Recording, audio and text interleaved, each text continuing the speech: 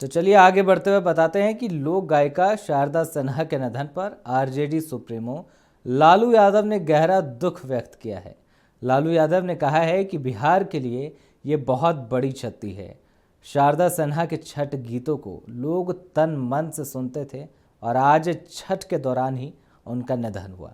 भगवान भास्कर उनकी आत्मा को शांति दे।